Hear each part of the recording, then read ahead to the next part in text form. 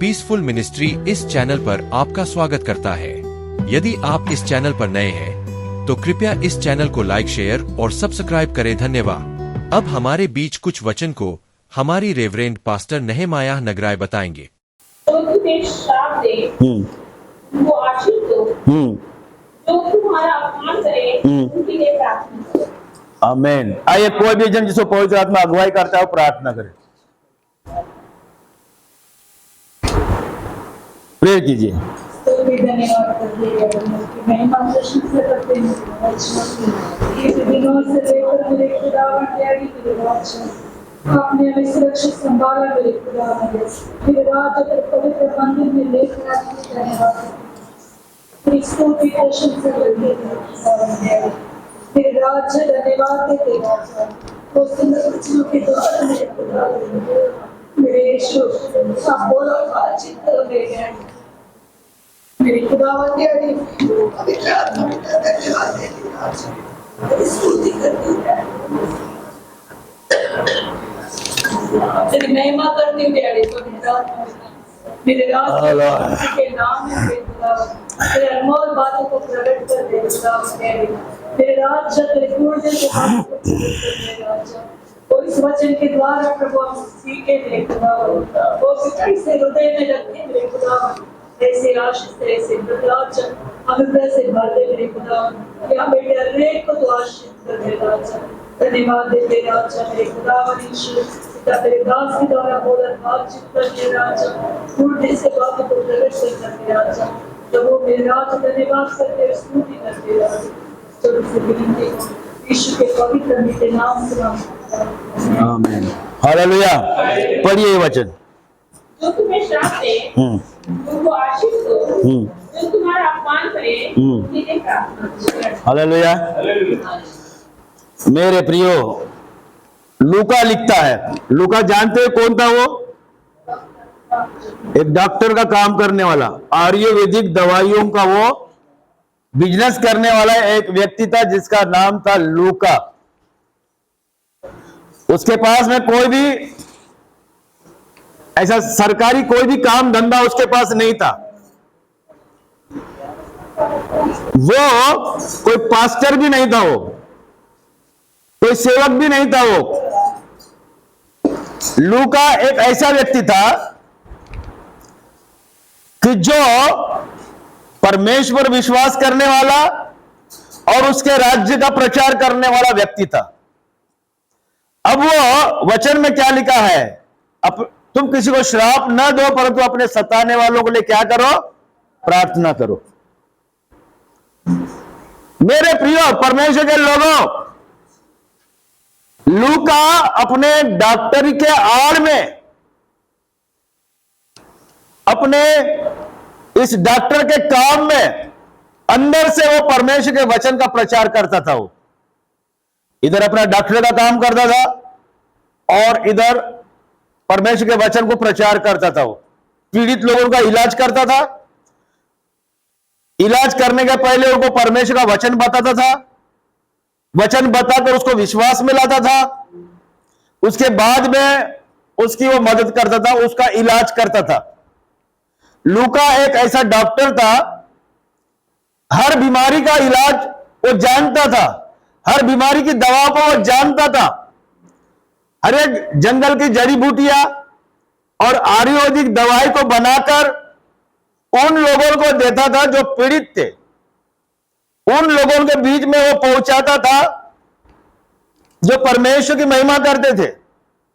इस प्रकार से लूका अपना व्यक्तिगत काम करके, अपना व्यक्तिगत बिजनेस करके उन अन्य लोगों तक परमेश्वर का वचन पहुंचाता था जो पीड़ित लोग हैं, और उनको प्रभु में लाने की वो कोशिश करता था। वो बाइबल बतलाती है, अपने अपमान करने वालों को तुम आशीष दो और अपने सताने वालों के लिए प्रार्थना करो। जब ये लोग ऐसा काम कर रहे थे, लूका जिस प्रेयर में परमेश्वर का काम कर रहे थे, उस काल में संसार के दुनिया के सारे लोग परमेश्वर के विरोध में थे। आज तो वचन प्रचार करने के लिए कोई पाबंदी नहीं है, सब तरफ आजादी है।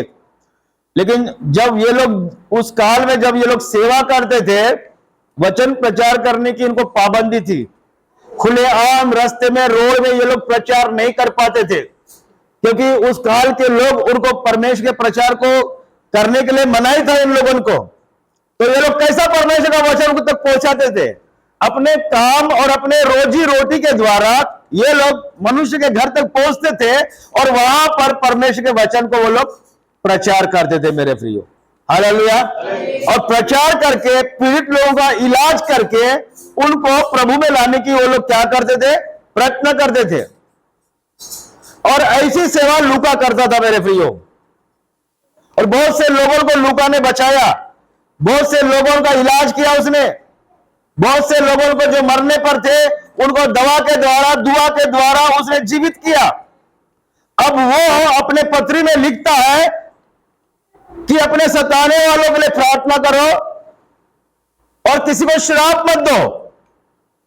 ऐसा क्यों लिखा लूका ने, लूका की पत्री में? मेरे प्रिय परमेश्वर के लोगों, जो जुबान आपके पास में है, जो जीव आपके अंदर है, वो एक बहुत ही पावरफुल है। परमेश्वर का वचन पढ़ने वाले और परमेश्वर से प्रार्थना करने वाले की जुबान बहुत ही पावरफुल और सामर्थी होती है।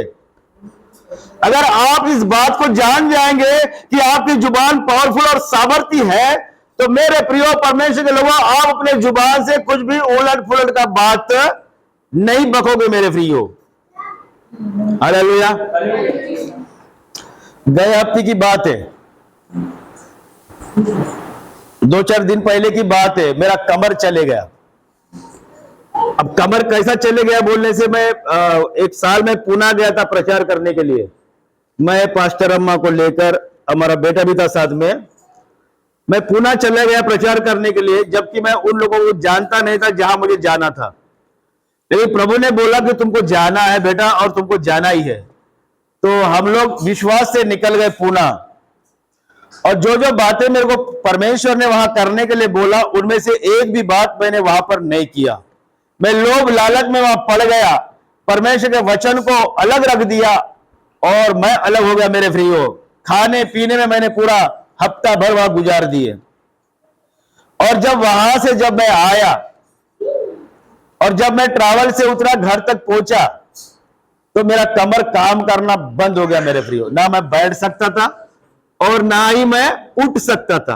हालेलुया। तो ये इसलिए हुआ क्योंकि मैंने परमेश्वर की बात को जो करने के लिए बोला था नहीं किया। और पिछले 2 दिन बाद, 2 दिन पहले की बात है, वही दर्द सेम टू सेम और वही काम पर मेरे कमर में हुआ था। ना मैं उठ पा रहा था, ना बैठ पा रहा था। इतनी तकलीफ हो रही थी मेरे को कि मुझे ऐसा लग रहा था कि अब क्या किया जाए। अगर डॉक्टर के पास जाना है तो मैं गाड़ी भी चला नहीं सकता था, मैं बैठ नहीं पा रहा। मैं ना टूल में बैठ पा रहा, ना कुर्सी में बैठ पा रहा, ना ऐसा पीछे से लेट पा रहा हूं। मेरे से उठना ही नहीं हो रहा जमीन के नीचे से, ऐसा मेरा हालत हो गया। और मेरे कुछ समझ में नहीं आ रहा, लेकिन मैं हंस रहा था। वो जो दर्द मेरे को हो रहा था, जैसा जैसा मेरे को दर्द हो रहा था, वैसा वैसा मैं हंस रहा था दर्द को देख के। फिर मैं क्या किया, अर्शित को बुलाया फोन करके। अर्शित बोला, बेटा थोड़ा जल्दी आ जा, थोड़ा काम है। और तुरंत आ गया वो। 2 दिन उसने, अर्शित ने मेरे को यहाँ पे मालिश करके दिया कमर में। 2 दिन कंटिन्यूस आकर उसने मालिश करके देने के बाद भी जब जब वो मालिश करता आराम लगता, फिर मालिश होने के बाद में फिर जैसे का वैसा लगता। ऐसे ही हो रहा था मेरे को, लेकिन मैं हंस रहा था उस बीमारी को, उस दर्द को देख के मैं हंस रहा था। मैं उसको मुंह से बोलता था, वचन में लिखा है तुम्हारा मुंह में क्या है, सामर्थ्य है। मैं मुंह से बोलता था कि ए दर्द तू मेरा कुछ नहीं कर सकता, तू जहां से भी आएगा वहीं से वही तू चला जा करके, ऐसा मुंह से अधिकार के साथ में मैं उस दर्द को आज्ञा देता था मेरे प्रियो। और जैसा जैसा मैं आज्ञा देता था, दर्द मेरा कम होता था। फिर मैं प्रार्थना करने लगा दर्द में, ऐसा क्यों हो रहा मेरे को प्रभु? मैं क्या गुनाह किया, मेरा क्या गलती है, मैं कौन सा पाप किया, मुझे बताओ, नहीं तो मुझे उठा लो प्रभु। मैं ऐसे दर्द को लेकर इस संसार में जीना नहीं चाहता बोला। अगर आप चाहते होंगे कि ऐसा पीड़ित जिंदगी में जीऊं, तो ये पीड़ित जिंदगी मुझसे जीना नहीं होगा। एक तो मुझे खत्म कर दो, एक तो मुझे चंगाई दो। ये 2 पॉइंट मैंने परमेश्वर से रखा। प्रभु एक तो मुझे चंगाई दे, या तो मुझे अभी इसी वक्त मुझे मार कर मेरा नामो निशान मिटा दे करके बोला प्रभु से मैं। ये क्यों हो रहा है ऐसा? मैं अन्य लोगों के तरह कमर झुका के नहीं चलना चाहता। मैं अन्य लोगों के तरह दर्द को अपने देह में रखकर जीना नहीं चाहता। 2 बातों में से मेरा आज तुम्हें न्याय करना होगा करके मैं जिद्द से परमेश्वर से प्रार्थना किया। ये क्या है ऐसा?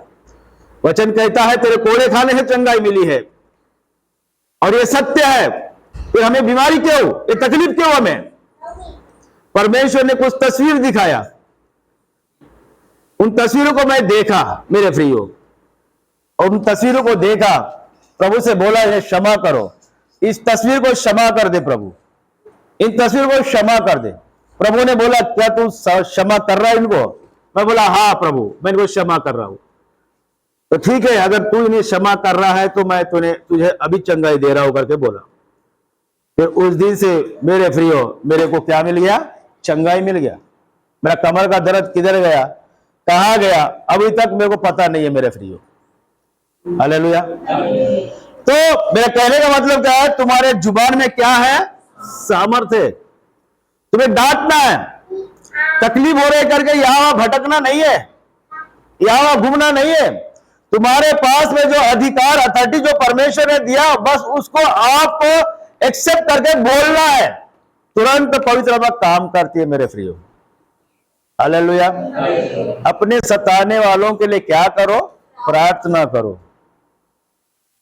किसी को तुम क्या मत दो? श्राप मत दो। जब आप अपने सताने वालों के लिए प्रार्थना करते हो और आपके जुबान की आप चौकसी करते हो, तो जो आप बोलते हो वही आपके जीवन में प्रकट कर देगा मेरे प्रिय परमेश्वर। Hallelujah, hallelujah. और एक वचन पढ़ेंगे, भजन संहिता 12:3। भजन संहिता 12वां अध्याय 3 वचन। प्रभु सब चापलूसों को और उस जीव को जिससे बड़ा बोल निकलता है काट डालेगा। एक मिनट,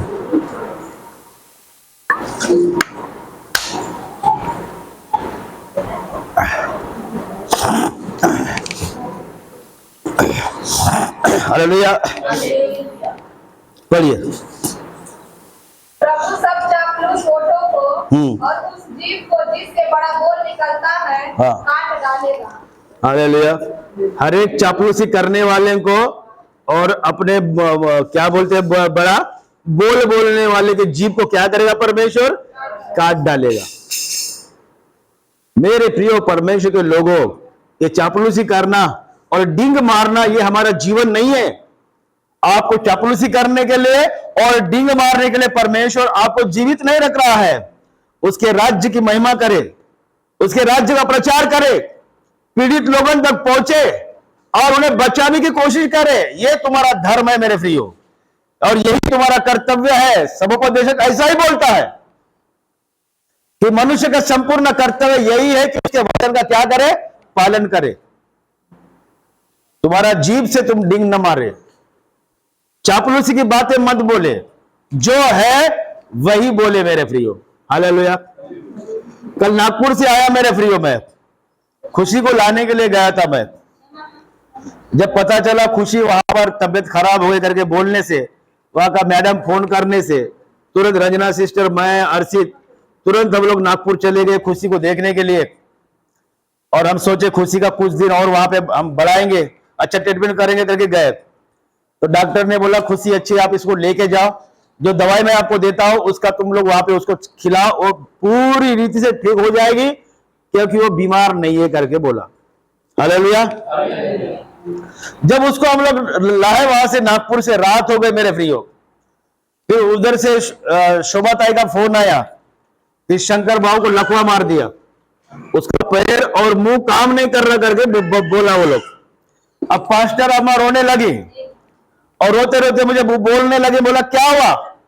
शंकर भाव को पैर और मुंह चले गया करके बोलने लगी, और वो रो रहे, बुला रहे मेरे को। मैं कैसा जाऊं? तो वो बोले तुम चले जाओ। तो मैं तो अभी नागपुर में हूं, मैं कैसा जाऊं उसके पास में, मैं क्या करूं? तो हम लोग फटाफट वहां के नागपुर के काम निपटा लिए, रंजना सिस्टर, मैं, अर्षित और खुशी को लेकर जब वहां से निकले हम लोग नागपुर से, तो डायरेक्ट हम लोग हॉस्पिटल में चले गए मेरे फ्रीओ, जहां वो उसको एडमिट किए। प्राइवेट हॉस्पिटलों में उसको नहीं लिए क्योंकि उसका कंडीशन नहीं था कि वो प्राइवेट डॉक्टर से लेने के लिए, मतलब उसके बचने का चांस नहीं था उसका, और कोई डॉक्टर उसको ले नहीं रहा था। तो फिर उसको बताया हम लोग के सरकारी हॉस्पिटल में लेकर जाओ, और जब उसे सरकारी हॉस्पिटल में लेके गया, फिर हम रात को 10 बजे सीधा नागपुर से चंद्रपुर ट्रैवल उतरे और वहां से एटो करके हॉस्पिटल में गए, और वहां जाके हम लोग उसको चेन परेड किए वहां पर हॉस्पिटल में। कौन चेन परेड किए? देखो, अर्षित, खुशी, रंजना सिस्टर और मैं, हम 4 लोग मिलकर वही हॉस्पिटल में हम लोग चेन परेड किए, और शंकर गेडाम के पास में। वहां की सेक्रेटरी, वहां पे पुलिस वाले हमको रहने नहीं दे रहे थे, एक पेशेंट के पास एक ही रहेगा कोई भी, आप सब चलो यहाँ नहीं रहना करके भगा रहे थे। तो हमने बोला देखो हम ये प्रार्थना करके हम लोग चले जाएंगे, हमको मना मत करो। तो फिर वो गार्ड कुछ नहीं बोला। फिर हम लोग 4 लोग मिल गए वहां पर, उसको प्रार्थना किए मेरे फ्री, वहां चैन प्रार्थना। कितने बजे? 10:30 11 बज गए रात को वहां पर प्रार्थना करते करते। तो फिर प्रार्थना करने के बाद में वो भाई रोने लगा, उसके आंख में आंसू आने लगे, वो प्रेजलर ऐसा बोलने के लिए हाथ दे रहा, लेकिन उसका मुंह नहीं खुल रहा मेरे फ्रीओ, ऐसा प्रेजलर करके ऐसा ऐसा ऐसा कर रहा है वो। हालेलुया। मेरे प्रियो परमेश्वर के लोगों, विपत्ति, संकट, क्लेश किसी को भी बता के नहीं आता है, या एड्रेस और नाम पता पहले से कुछ अचानक ही आ जाता है। अगर हम और आप लोग प्रभु के साथ बने नहीं रहेंगे तो ये अचानक आने वाले हादसे से कोई बचा नहीं पाता मेरे फ्रीओ। हम उस हॉस्पिटल में गए तो हमको ऐसा लग रहा नहीं था कि वो बच जाएगा करके। इंसान का जब मुंह बंद है, जब कुछ खा नहीं पाता, पी नहीं पाता, तो कैसा बचेगा वो? बहुत भयंकर रीति से उस पर क्लेश आया मेरे फ्रीओ। क्लेश आने के पहले परमेश्वर ने मुझे बताया, कई बार मैं उनके घर में जाके बताया, देखो दीदी अभी भी वक्त है, ये मन फिराना चाहिए, देखो आने वाले क्लेश से कोई बचाएगा नहीं, परमेश्वर इनके जीवन में आशीष देगा नहीं। जब विपत्ति आएगा आप उसको झेल पाओगे नहीं, आप कैसा भी करके उसको मन फिराने के लिए बोलो। वो लोग नहीं सुनता था, वो बोलते थे दादा ये हमारा नहीं सुनता, ये अपना मन का करता, अपनी मनमानी करता, ऐसा ही हमेशा बोलते थे मेरे फ्रीओ। आज वो भाई हॉस्पिटल में रो रहा है, प्रेजलर बताने की कोशिश कर रहा है, लेकिन उसका मुंह नहीं आ रहा है। हालेलुया। तो ऐसा दिन आने से पहले हमको क्या करना है? अपने वचन में क्या करना है? बना रहना है। चापलूसी की बात अपने होठों में ना रहे। आने वाले दिनों में हमारा मुंह बंद कर देगा तो आप चापलूसी की बात तो छोड़ो, परमेश्वर को प्रेज लाट तक भी आप बता नहीं पाओगे मेरा प्रियो। आपके मुंह में आश्चर्य कर्म की जुबान है, आपका मुंह परमेश्वर की स्तुति करने वाला मुंह है, आपके मुंह से धन्यवाद बलिदान होता है, आपके मुंह से लोगों के लिए दुआ निकलती है, आपके मुंह से पीड़ित लोग बचाए जाते हैं, आपके मुंह से परमेश्वर की आशीष निकलती है। इसीलिए आपके मुंह से चापलूसी की बात नहीं निकलना चाहिए। प्रभु से हमने पूछा, मैं पूछा प्रभु से, प्रभु हमारे चर्च में कौन है? अच्छा, चापलूसी करने वाला कौन है? बार बार बार बार परमेश्वर एक बहन को दिखाया, यही है, यही है, यही है। तो प्रभु अब इसका क्या करे? इसको कैसा समझाए? इसको कैसा प्रभु में मजबूत करे? क्या करे प्रभु? परमेश्वर ने बोला ये मुझ पर तुम छोड़ दो, तुम्हारा काम है, जो काम मैंने तुमको सौंपा है वो काम पे तुम ध्यान दो, और इन कामों में तुम ध्यान मत दो। परमेश्वर ने बोला ये कामों पे मैं ध्यान देता हूं। हालेलुया। मेरे प्रियो परमेश्वर के लोगों, चापलूसी की बात तुम्हारे जीवन से दूर रहे, ताकि आने वाले क्लेश से आप लोग बच निकले, बच जाए। परमेश्वर भस्म करने वाली आग है, परमेश्वर मजाक नहीं है, ठट्टों में परमेश्वर नहीं उड़ाया जाता। दाऊद राजा भजन संहिता में बोलता है कि मैं ठट्टा करने वाले मंडली में बैठता ही नहीं हूं, कैसे बोला उसने। अगर आप ठट्टा करोगे तो आपको इसका कीमत चुकाना पड़ेगा मेरे प्रियो। हालेलुया। इसलिए आप अपना स्वभाव बदल दे, प्रभु से क्षमा मांगे और प्रभु के साथ चले। परमेश्वर आपको क्षमा करेगा और प्रभु आपको क्या करेगा? आशीष देगा। हालेलुया। इफिसियों के 4:31 पढ़ेंगे। इफिसियों के पत्री 4 अध्याय 31 वचन।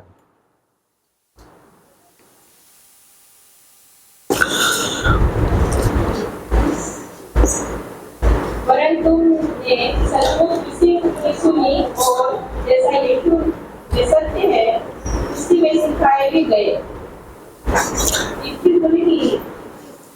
इफिसियों की पत्री 4 अध्याय का 31 वचन। सब प्रकार की कड़वाहट हाँ और प्रकोप और क्रोध और कलह हाँ और निंदा हाँ, सब वैरभाव समेत तुमसे दूर की जाए। हालेलुया।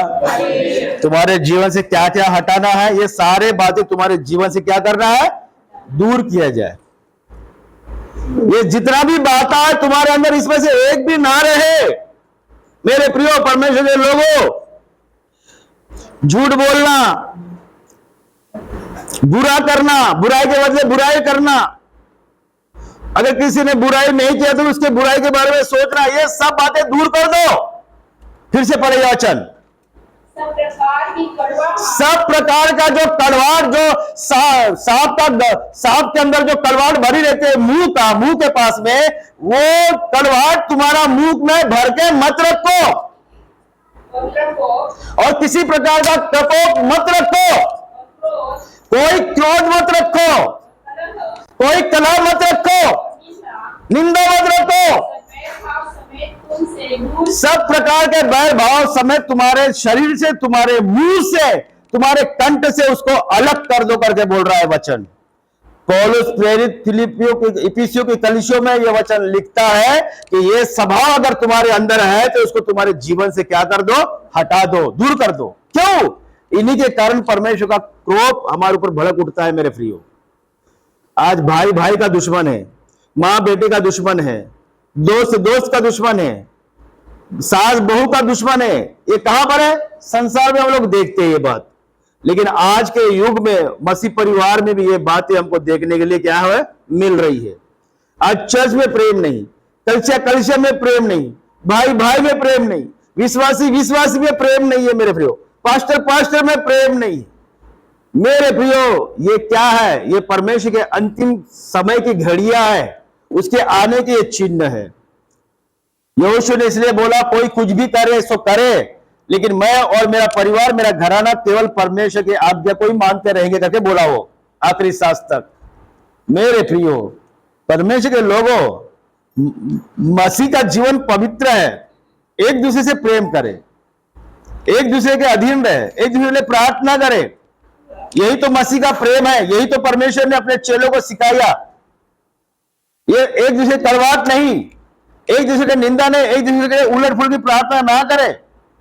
इसको हटा दो, उसको हटा दो, इसको मार दो, इसको मार, ये सब मसीह का प्रेम नहीं है। मेरे प्रियो, परमेश्वर बोल रहा है तुम अपने सताने वालों को आशीष दो करके बोला।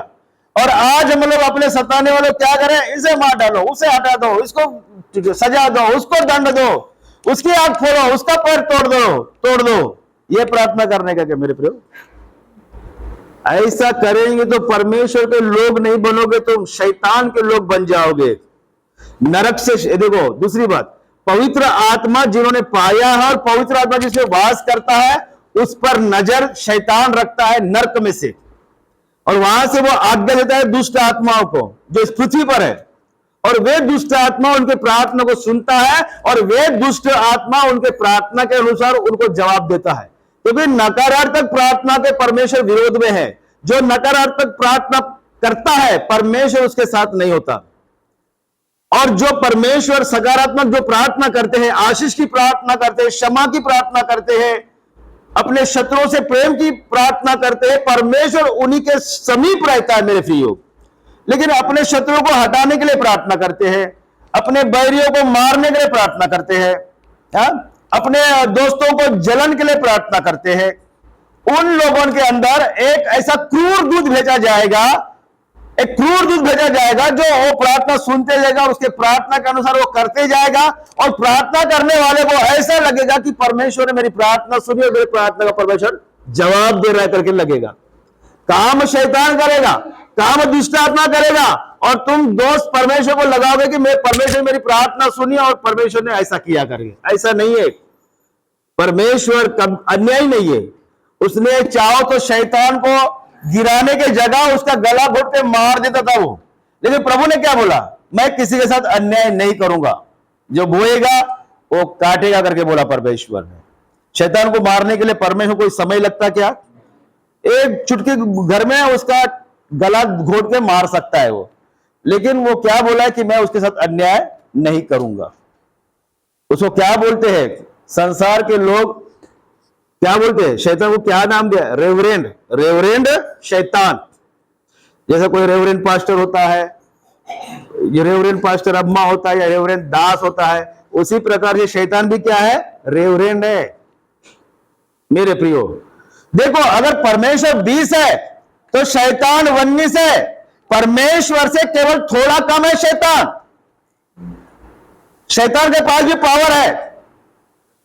जो काम परमेश्वर करता था मिस्रियों के साथ में, शैतान भी वही काम करता था। परमेश्वर ने मूसा के लाठी के द्वारा सांप बनाया, तो शैतान ने भी मिस्रियों के लाठी के द्वारा सांप बनाया नहीं बनाया? बनाया। फिर हम लोग कैसा पता लगे कि इसमें ताकतवर कौन है करके कैसा पता लगाए हम लोग? जब शैतान भी लाठी से सांप बना सकता है, परमेश्वर भी लाठी से सांप बना सकता है, तो किसके शक्ति पर हम लोग विश्वास करना है? फिर परमेश्वर का क्या, शैतान का? कौन है इसमें बड़ा? कैसा मालूम करोगे आप लोग? कैसा मालूम करोगे आप लोग? अरे चिन्ह चमत्कार शैतान भी कर रहा है, चिन्ह चमत्कार परमेश्वर भी कर रहा है। तो हम लोग हमको कौन चाहिए? शैतान चाहिए क्या? परमेश्वर चाहिए? परमेश्वर चाहिए हमको।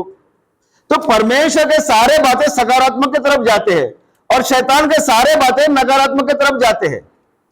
उसके पास सब है, शैतान के पास भी सब है देने के लिए। सोना चांदी, काम धंधा, पैसा, ऐशो आराम सब देता है, लेकिन वो बोलता है मेरा सेवा कर, मेरा भविष्यवाणी कर करके बोल रहा है एक दास को। एक दास के पास में गया जो प्रार्थना कर रहा था, अरे भाई वो कब आएगा मसीहा, कब तुझे देगा? मुझे मांग मत, दे दूंगा। मुझे मांग मत, क्या चाहिए मैं दूंगा तुझे। मेरा भविष्यवाणी कर करके बोला शैतान ने, मेरी आत्मा के द्वारा तू भविष्यवाणी कर और मेरी सेवा कर, तुझे जो चाहिए मैं दूंगा करके बोला। मेरे प्रिय परमेश्वर के लोगों, और परमेश्वर ने क्या बोला? जो तेरे पास में उसी में तू संतुष्ट करना, जो तुझे खाने को मिल रहा है उसी को तू खा के संतुष्ट रहना, बोला ना परमेश्वर। और शैतान क्या बोल रहा है? मैं तुझे सब कुछ दूंगा, तू मेरे पास आ जा करके बोल रहा है। तो किसके पास जाना है? जो सब कुछ देता है उसके पास जाना है, और जो कुछ तेरे पास है उसमें संतुष्ट रहना करके बोल रहा है उसके पास जाना है। किसके पास जाना है? जो संतुष्ट रहने के लिए बोल रहा है। मेरे प्रिय, हमको क्या करना है? उसी के पास में हमको क्या करना है? रहना है। हालेलुया। प्रकाशित वाक्य 21 का 8 पढ़ेंगे, जल्दी खत्म कर देता हूं।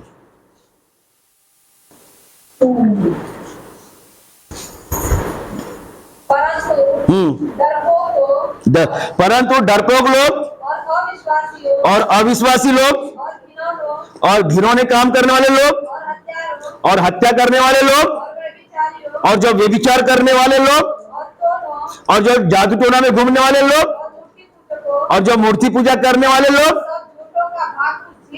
और सब झूठ मूठ बोलने वालों का भाग उस झील में मिलेगा, जो आग और गंधक से क्या करती है? जलती रहती है।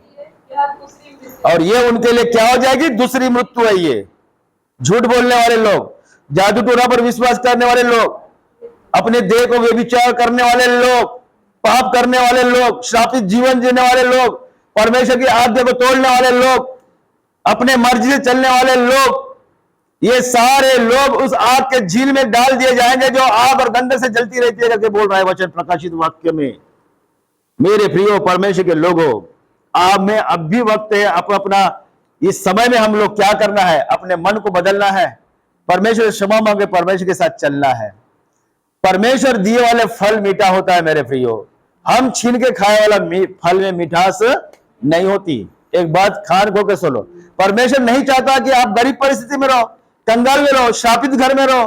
परमेश्वर नहीं चाहता। परमेश्वर स्वयं आपको एक रानी, एक राजा के समान देखता है, ताकि आप लोग श्रेष्ठ बने रहे और आप लोग आशीषित बने रहे और आपके अंदर आनंद रहे, परमेश्वर की महिमा करते रहे वो सब चीजें आपके पास चाहिए जो परमेश्वर आपको देना चाहता है करके बोल रहा है। आज्ञा को मानने के द्वारा मेरे प्रियो, जो जो वस्तु हमारे पास है, जो जो चीज हमारे पास नहीं है, वो चीज भी परमेश्वर हमको क्या करेगा, देगा। क्या आप लोगों को विश्वास है देगा करके? जरूर देगा। करने लगे, परमेश्वर का प्रचार करने लगे, परमेश्वर के लिए जीने लगे और परमेश्वर के लिए मरने लगे मेरे प्रियो। हालेलुया। जब आपको मुर्दों में से जिलाने के बाद भी, अगर आपको मुर्दे जिलाया है, जा रे बेटा अब मैं तेरे को मुर्दों में से जिला रहा हूं, नया जीवन दान दे रहा हूं, जा तो संसार में जा, मूर्ति पूजा करने वाले लड़के के पास जा, कोई भी एक लड़का तेरे लिए चुन ले, तू भले शादी कर ले, फिर मैं तेरे को और आशीष दूंगा, तुम पति पत्नी बन जाना। तू अकेली क्यों रही थी हवेली में, अपना शादी करके पति को ले करके रहना, ऐसा प्रभु बताता है क्या? बोले ऐसा बताता क्या प्रभु? परमेश्वर ने तुमको जीवन काय के लिए दिया है, प्रभु की सेवा करने के लिए। पतरस के साथ जड़ से पीड़ित थी, उसे डेंगू मलेरिया हो गया था मेरे प्रियो, उसका बचना नामुमकिन था, उसका दिमाग में ब्रेन में चले गया था। यीशु मसीह जाकर उसे छू को चंगाई दी थी, तो वो क्या करने लगी वहां पर? यीशु मसीह की सेवा करने लगी वहां पर, ना कि पति के लिए प्रार्थना करने लगी कि वहां पर वो नहीं लगी। अगर कोई गलत जा रहा है तो आपका काम है उसको सही बताकर सही जगह पर लाना। अगर किसी को वचन नहीं समझता है तो उसको वचन समझाना। अगर कोई प्रभु में रहने वाली लड़की अगर आपको प्रार्थना करने के लिए बताता है कि वो अन्य जाति लड़के से मुझे विवाह करना है, दीदी मुझे वही लड़का चाहिए, अगर मेरा वो लड़के से शादी नहीं होगा तो मैं कभी भी शादी नहीं करता करके बोले।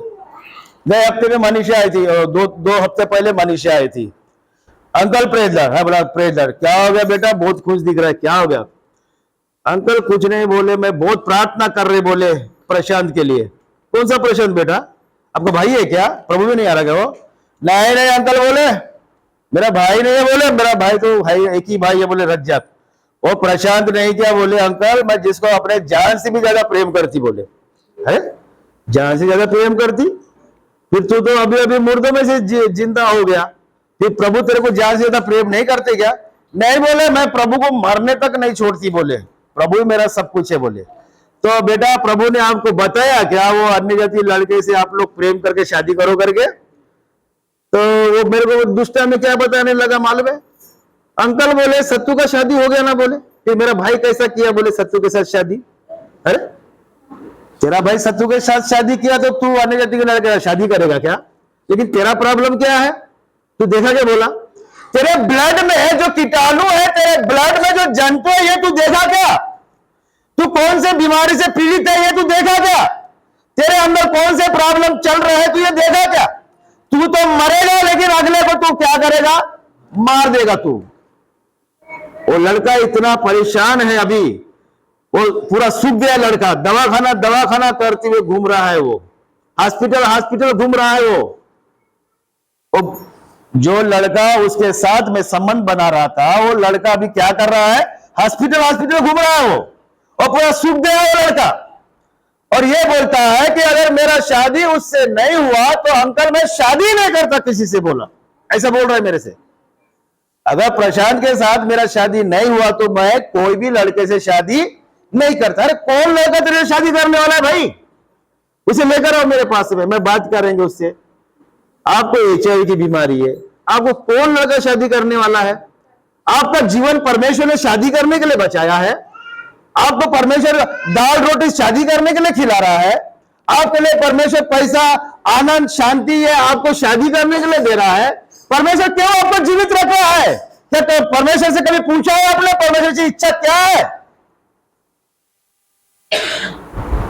परमेश्वर आपके द्वारा कुछ अपनी महिमा को प्रकट करना चाहता है। जैसा परमेश्वर आपको बचाए वैसा लोगों को बचाना चाहता है। आप गवाह बनो, आप परमेश्वर को बचाने वाली बनो। आपका जीवन प्रभु ने बचाया तो आपका जीवन परमेश्वर को समर्पित करो। यह है परमेश्वर की इच्छा। अगले को तो मत मार मेरा बेटी, तो मेरे को इसका उसका वो लोग इसका उसका बारे में बता रहा, उसका कैसा हो गया शादी, उसका कैसा हो गया शादी, वो भी अन्य जाति था, वो भी अन्य जाति था, ये भी अन्य जाति है। मैं बोला ये दुनिया का बारे में बोलना बंद कर दो। अभी वो लड़का परेशान है बेटा, तो ऐसा लड़की को अपन क्या सिखाने का? तुम प्रार्थना करते रहे, वो एक दिन आ जाएगा, वो एक दिन आ जाएगा, ऐसा बोला क्या प्रभु ने? परमेश्वर बोलता क्या बेटा तू प्रार्थना करते रहे, मैं आज ने उसको लाऊंगा तेरे पास में और तेरे साथ शादी करूंगा करके बोला क्या परमेश्वर ने? ऐसा बात बाइबल में ऐसा कहां लिखा है? बताओ मेरे को। तो आपका फर्ज क्या बनता है? क्या सिखाना है आपको? उस बेटी को क्या बताना है आपको?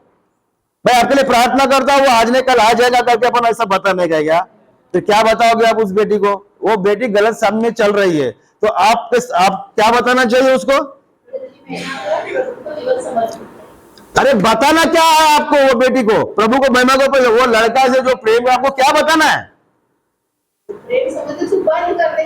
क्या परमेश्वर ऐसा प्रार्थना करेगा? परमेश्वर ऐसा प्रार्थना सुनेगा? सुनेगा? आपके अंदर HIV रहेगा, जिसके अंदर HIV नहीं रहेगा उसके साथ में आपका शादी करेगा परमेश्वर? मतलब आपको भी मारेगा, उसको भी मारेगा परमेश्वर? तो वैसे टाइम में आपको क्या सिखाना है उनको? ये जो तुम कर रहे हैं ना बेटी, ये गलत कर रहे हैं। क्या कर रहे बेटी? तुम ये कर रहे, क्या कर रहे हैं? गलत कर रहे हैं। वो परमेश्वर को समझता नहीं है, तुम परमेश्वर को समझ रही हो, तुम पवित्र आत्मा पाई हुई हो, तुम प्रभु भोज ले रही हो, तुम परमेश्वर के राज्य में चल रही हो, तुम परमेश्वर को समझ रही हो, वो नहीं ना समझ है। तुम अपना जीवन प्रभु को समर्पित करो। क्या परमेश्वर बताए तुमको तो परमेश्वर करो। अगर प्रभु तुमको बता रहा है शादी करने के लिए तो करो। रात दिन उपवास कर करके अभी उसका तबियत ठीक नहीं है, उपवास कर करके। कल पास्टर ने को फोन किया, क्या हो गया बोलो? उसका लूज मोशन चालू हो गया बोलते। ऐसा ठीक है क्या? मेरे प्रिय परमेश्वर के लोगों, तुम्हारा एक पैर नरक में एक पैर स्वर्ग में, ऐसा मत रखो। एक तो दोनों पैर नरक में जाने दो, या तो दोनों पैर स्वर्ग में आने दो। ऐसा काम करो आप लोग। Hallelujah, hallelujah. परमेश्वर आपको बचाना चाहता है और आपके द्वारा औरों को बचाना चाहता है। अभी लूका के पुस्तक में 36वां अध्याय में एक विधवा स्त्री के बारे में लिखा है। उसका शादी हो गया, केवल 7 साल हो गए, और 7 साल में उसका पति मर गया और वो विधवा हो गई। विधवा होने के बाद में पति के पास केवल 7 साल रही, और वो 84 साल के उम्र तक वो सेवा करते रहे। दूसरा शादी नहीं किया उसने। उसके पास घर था, प्रभु को दे दिया। जमीन था, प्रभु को दे दिया। उसके पास प्रॉपर्टी, प्रभु को दे दिया, और वो प्रभु की सेवा में चलती गई। और भविष्यवाणी करने वाली बेटी थी वो मालूम है 84 7 साल से 84 साल तक उसने नहीं किया, शादी नहीं किया। ये आखिरी वचन पढ़ के समाप्त कर देता मैं। निकाले लूका का 36वां अध्याय।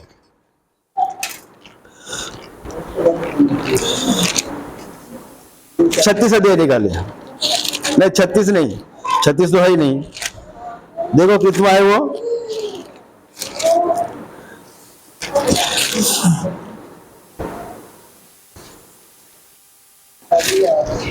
कौन सा?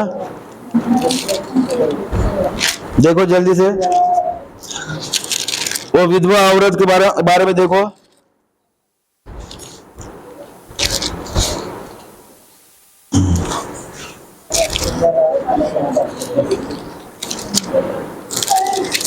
देखो सत्तू को मिला क्या?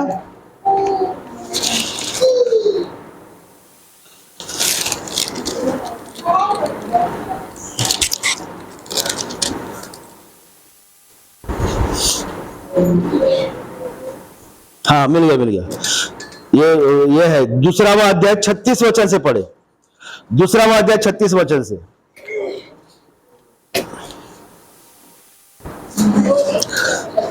हाँ दूसरावां अध्याय 36 वचन पढ़े। हशेर के गोत्र में एक हन्ना नामक शामुएल की बेटी एक भविष्यवाणी थी। वह बहुत बूढ़ी थी और विवाह होने के बाद 7 वर्ष अपने पति के साथ रह पाई थी, और 84 वर्ष से विधवा थी और मंदिर को नहीं छोड़ती थी, और उपवास और प्रार्थना करके रात दिन उपासना किया करती थी। और वह उस घड़ी वहां आकर प्रभु का धन्यवाद करने लगी, और उन सबों से जो यरूशलेम से छुटकारे की बाट जोड़ते थे उस बालक के विषय में बातें करने लगी। हालेलुया। देखो जब शादी हो गई तो सिर्फ 7 साल तक ही पति उसका जिंदा था, यानी 7 साल पति के पास थी। 84 साल से विधवा थी। और क्या लिखा उसके बाद में? हाँ 84 साल से वो क्या थी? विधवा थी। 7 साल पति के पास में रही, तो शादी कितने साल की उम्र में होगी उसकी? वो बहन का शादी कितने उम्र में होगी, अंदाज से बताएंगे कितने साल में उसकी शादी हो गई होगी? हाँ?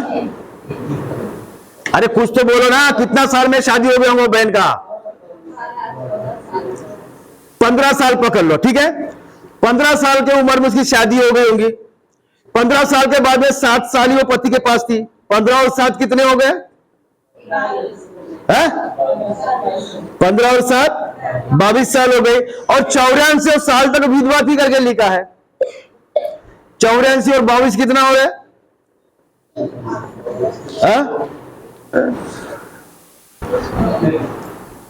84 साल तक विधवा थी।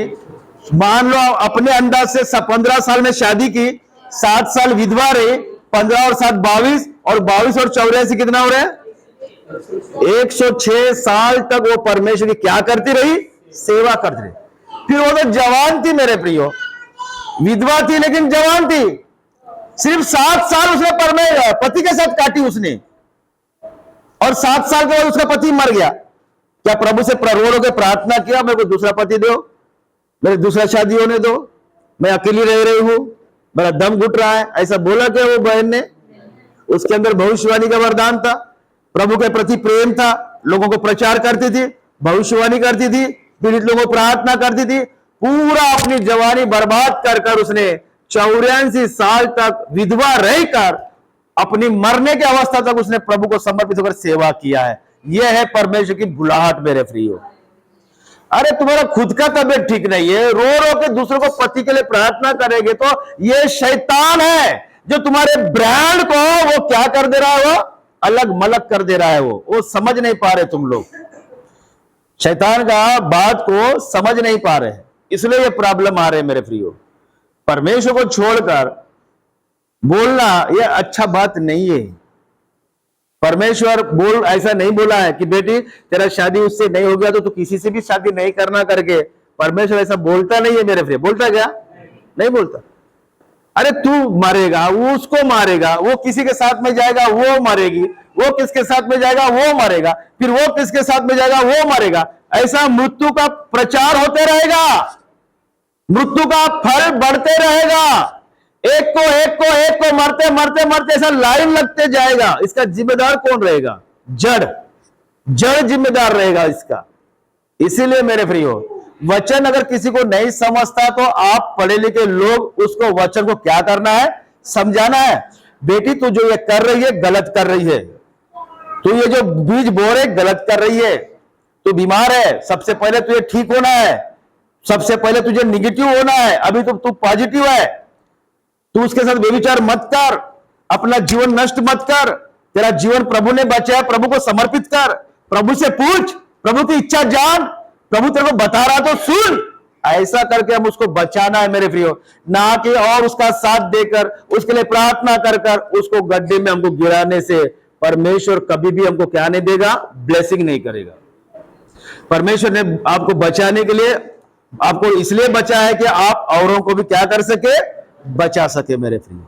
आइए हम लोग प्रार्थना करेंगे, सब लोग आंखें बंद करें। पवित्र आत्मा जिसको अगुवाई करता है वो